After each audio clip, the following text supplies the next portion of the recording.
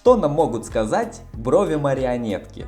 Подпишитесь на канал, чтобы иметь доступ ко всем жестам, которые помогут вам понять человека, а не его слова. С вами словарь жестов. Движение надбровных дуг, устремленное вверх, в теории обозначает удивление.